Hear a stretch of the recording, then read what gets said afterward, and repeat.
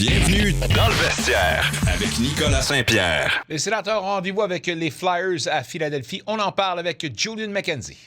Attitré à la couverture des Sénateurs pour The Athletic, on lit fréquemment dans le New York Times. Également auteur du livre Black Aces, Parlons franchement Sénateurs avec Julian McKenzie. Présentation Stonemount Retirement Lifestyle en compagnie de Julian McKenzie entre deux séances de signature. On va nous parler du match de ce soir, évidemment. Mais avant toute chose, là, t'es où en ce moment? T'es-tu à Philadelphie ou à Toronto, à Montréal? Je suis dans une ville qui s'appelle Odessa. Je suis en train de retourner de Toronto. Je pense que à ce point-là, je pense que je vais retourner à Ottawa juste en temps pour regarder le match dans mon salon. Alors, on va voir. Bon, ben, on te souhaite bonne route. Écoute, avant toute chose, parler du match de ce soir, il y a un toujours très intéressant sondage non scientifique qui est dressé dans The Athletic. On pose des questions à certains joueurs. Si je ne me trompe pas, c'est près de 150 joueurs qui ont été questionnés sur différents sujets, dont l'expansion et dont, entre autres, le joueur qui est le plus punchable, the most punchable player in the NHL. Et pour une deuxième saison consécutive, mesdames, messieurs, on peut se vanter d'avoir le plus détestable joueur de la Ligue nationale de hockey, Nick Cousins. C'est un art d'être un gars détesté. Nick Cousins au top de la pyramide. Je me souviens d'un temps, l'année dernière, quand j'ai fait le sondage avec un joueur, puis le question à propos de Most Punchable Face c'est arrivé, puis je ne me souviens pas à quel joueur j'ai demandé la question, mais Nick Cousins s'est passé, puis il riait un peu juste au cours de la question à propos de la possibilité de ça. Puis quand je l'ai dit, hey, t'as gagné le prix dans le passé d'être le Most Punchable Face, il était comme, what, really? Il est assez surpris, mais je pense pour un gars comme Nick Cousins, pour les Sénateurs, c'est leur problème. Je mets le mot problème en cotation comme c'est un gars que le groupe aime beaucoup. C'est un gars qui s'est prouvé à l'offensif, jouer avec leur premier trio quand ils ont besoin, mais je pense que sa maison, c'est sur un quatrième trio et un peu avec le troisième trio qu'on l'a vu avec Michael Amadio puis Shane Pinto. C'est un joueur quand même si les autres équipes n'aiment pas. Les Sénateurs, ça semble que c'est une maison pour lui. C'est un bon spot pour lui, jouer dans les deux trios au-dessus du top trio avec les Sens. Je comprends qu'il y a toujours des gens qui sont peut-être mécontents dans les choses où il paraît moins bien. Mais rappelons une chose, c'est que ça prend un petit peu de tout pour faire une équipe championne. Puis sérieusement, un gars comme Nick Cousins, tant qu'à moi, a encore une fois son utilité, même dans le hockey de nos jours. Puis je le dis, je le répète, c'est un art. C'est pas donné à tout le monde d'être un joueur aussi détestable parce que si tu as cette qualité-là, c'est parce que soir après soir, tu rentres dans la tête de l'adversaire. Oui, c'est ça. Et le fait qu'il peut jouer un côté physique, il sait qu'il est un rat, excusez l'anglicisme, comme c'est un gars qui est supposé d'être dans la peau des autres joueurs qu'il joue contre. Alors, il fait sa job pour les Sens. Et si les Sens trouvent une façon à se rendre aux séries, je sais que les chances ne sont pas dans leur faveur. C'est un gars où les Sénateurs vont le regarder beaucoup dans les séries éliminatoires, particulièrement s'il continue avec son succès sur un troisième trio ou sur un quatrième trio avec un Lars Eller puis un Steven Halliday s'ils ont besoin, ou un David Perron s'il retourne à l'alignement. Ouais, hâte de voir si David Perron sera capable de revenir plus tôt que tard. On y va avec un même alignement. Linus Ullmark retrouve la cage, aucunement surpris à ce niveau-là. Linus Ullmark donne du très bon hockey dernièrement depuis qu'il est de retour. Alors, c'est un élément stabilisateur qu'on va ajouter à une équipe qui, contre vents et marées, joue du très bon hockey également. Oui, je sais. Pour voir que la position de gardien de but s'est stabilisée dans les derniers jours, je sais que on peut regarder la performance de James Reimer contre la Caroline encore, mais le fait que Linus Ullmark fait sa part, c'est un gros victoire pour les Sens. La seule chose pour eux, c'est que le fait que le reste de l'Atlantique, les équipes qui sont devant de lui jouent assez bien, c'est un hurdle, c'est un problème pour les Sens. Et ça veut dire que t'as pas vraiment comme un gros margin d'erreur pour les Sens. Comme il faut que tu trouves des façons à gagner des matchs et ça veut dire beaucoup de pression sur un gardien comme Lionel Solmark ou même si je dis qu'il s'est joué assez bien dans ses derniers matchs, comme tu as besoin de plus de lui, tu as besoin de plus de tout le monde devant lui, mais ça demande beaucoup à Lionel Solmark à se retourner en forme, au moins presque aux formes de Vezina pour donner les Sénateurs une chance. Il y a un gars en ce moment qui est en feu, c'est Tim Stutzla. Ses 6 derniers, c'est 9 points. Il a des buts à ses 4 derniers. Bref, on va encore une fois, on n'apprendra rien à personne en disant que Tim Stutzla est devenu cette année une superstar. Mais j'aimerais t'entendre sur cette situation-là.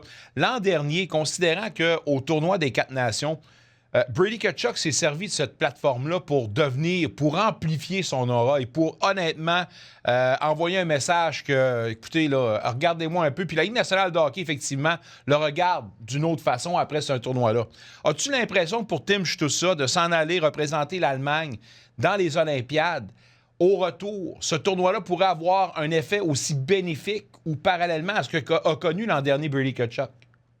Ben, ça dépend aux performances de l'Allemagne, ça dépend des performances de Tim Stutzla parce que il faut qu'on n'oublie pas parce que Tim Stutzla, c'est pas le plus gros vedette sur l'Allemagne. Il faut qu'on se souvienne que Leon Draisaitl, son ami, ça sera le gars numéro 1 de l'Allemagne. Alors, si Tim Stutzla trouve une façon à jouer un niveau complètement différent de ce qu'on voit avec les Sénateurs, peut-être. Et peut-être ça veut dire que l'Allemagne, il faut qu'il trouve des façons à gagner des matchs et faire un upset ou deux pour que tout le monde regarde un gars comme Tim Stutzla et dise comme « Hey, you know what? C'est vraiment un superstar. » Je pense que les performances de Brady Tkachuk, il jouait pour une équipe des États-Unis où ils sont loaded avec les joueurs qu'ils possédaient. Mais le fait que Brady Tkachuk a marqué des buts, il jouait assez bien dans des vraiment gros moments contre le Canada et les autres équipes. C'est ça pourquoi on l'a regardé un peu différent. Jake Sanderson, c'est la même chose aussi. Ouais. On se souvient, l'an dernier, il y en avait beaucoup de gens qui disaient comme « Hey, you know what? Je savais pas que Jake Sanderson était assez bonne. » Et la raison pourquoi, c'est que c'est Jake Sanderson qui juste comme Brady, elle a marqué dans le match championnat pour les États-Unis contre le Canada. Alors, le fait que ces deux gars-là ont joué dans des gros moments pour les États-Unis. C'est ça pourquoi on les regarde un peu différents. Alors, Tim Stutzla devrait faire la même chose. L'avantage numérique et le désavantage numérique vont bien pour les Sénateurs. Dans le dernier match, les Sénateurs ont montré de belles choses sur l'avantage numérique, mais surtout, ce qu'on surveille, c'est la progression sur le désavantage numérique. On n'a pas le choix de dire qu'en ce moment, Mike Yeo fait un très bon travail et tire sur les bons boutons parce que les résultats sont probants pour les Sénateurs en ce moment. Là. La chose qui est vraiment drôle, c'est que même si Mike Yeo, c'est un voix différent, c'est un gars qui savent comment faire avec un désavantage numérique. On se souvient avec son temps à Vancouver et à la Philadelphie. Quand je parle à des différents joueurs dans le vestiaire, comme ils me disent comme il n'y en a pas comme un gros changement avec le désavantage numérique. Comme d'avoir Mike Yeo dans les meetings où il parle de ça comme bien sûr, on voit un impact quand même, mais c'est comme Travis Green il a dit un couple de jours, comme c'est un processus collaboratif. Comme je pense que quand même si Nolan Baumgartner n'est pas en charge, comme ça me surprendrait pas si Nolan Baumgartner avait quand même un peu de input sur qu'est-ce qui se passe, mais peut-être c'est juste que Mike Yeo a un peu plus de pouvoir. Mais quand même, le fait que les Sens, depuis le changement avec Mike Yeo dans le mois de janvier, s'est rendu dans un désavantage de ce temps-là à maintenant dans le top 10 dans la Ligue nationale, comme c'est un bon chiffre pour l'équipe et c'est un élément de leur jeu qui devrait s'améliorer pour leur donner une chance dans les séries s'ils se rendent là.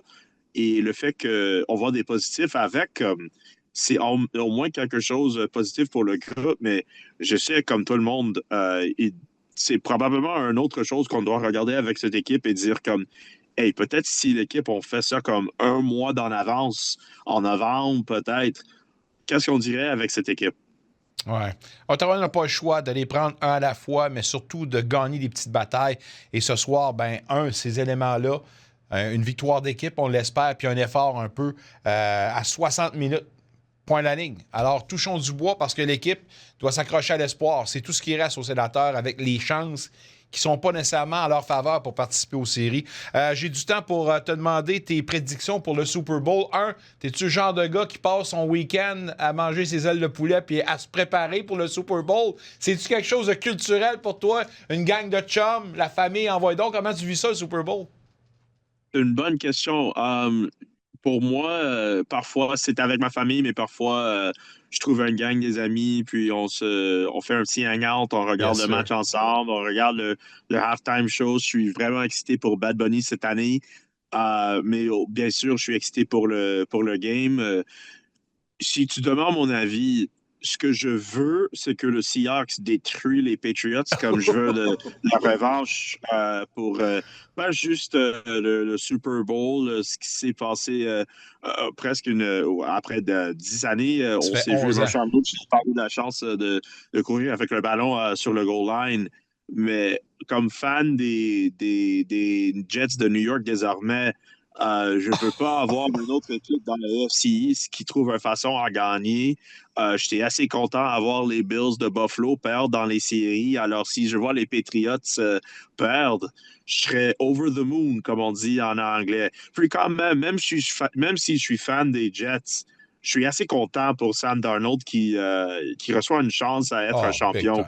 Big time. Un gars qui s'est trouvé une façon de se prouver avec son temps à Minnesota, puis à Seattle, il s'est rendu comme the man là, avec les Seahawks. C'est une vraiment bonne équipe. Je le prends les Seahawks en devant contre les Patriots. Et dans un monde parfait, c'est un match où les Seahawks gagnent 50-0. Je blague pas. 50-0, 60-0. S'ils trouvent une façon d'avoir une blanchissage, je serais assez content. Et désolé les Patriots, j'espère que c'est pas votre journée. T'as déjà perdu à propos de Bill Belichick puis Robert Kraft qui n'étaient pas appelés autant de renommée. J'en ai pas de sympathie pour vous. Mon ami, je lis en toi un gars qui aime ça de la misère pour être un fan des Jets. Je te souhaite bonne chance pour la suite des choses. Si moi, je suis misérable comme fan, je veux que tout le monde soit misérable. C'est ça, ma mentalité. Jets, Jets. Salut mon chum, bon week-end et bon Super Bowl. Peace. Un retour sportif 100% local dans le vestiaire avec Nicolas Saint-Pierre.